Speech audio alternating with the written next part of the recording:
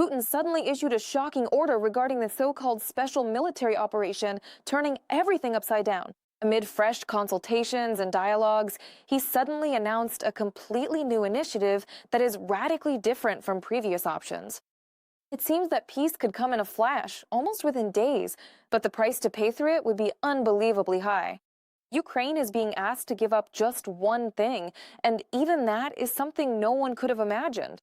You simply won't believe the conditions that have now been put forward. Welcome, viewers. Subscribe, leave your likes and comments, and we'll get started. Moscow has made a shocking statement about a 2-month ceasefire. What does this initiative mean, and what are the hidden pitfalls? We'll be talking about all of this next.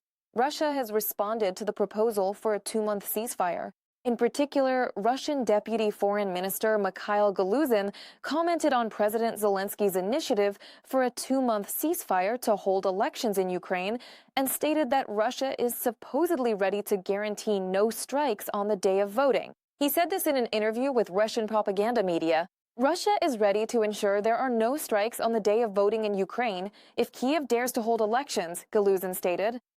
At the same time, the representative of the aggressor country noted that, at present, the issue of organizing elections in Ukraine is not on the agenda, and also accused Kyiv of carrying out drone attacks on Russian territory during Russian election campaigns.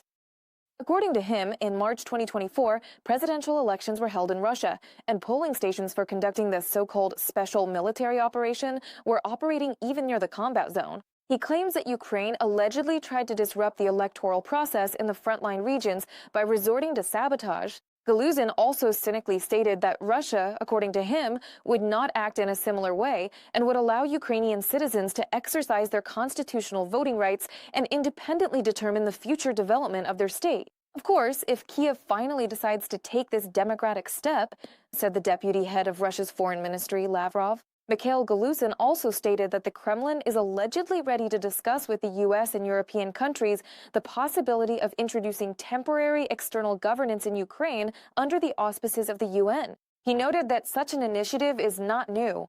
Galuzin recalled that in March of 2025, the Russian dictator and war criminal Putin considered the option of creating an external administration under the auspices of the UN as one of the possible scenarios for Ukraine after the signing of a peace agreement. At the same time, he referred to the experience of UN peacekeeping missions in various countries. Overall, Russia is ready to discuss with the US, European, and other countries the possibility of introducing a temporary external administration in Kiev, Galuzin said. According to the Russian diplomat, in his opinion, an external administration could ensure the holding of democratic elections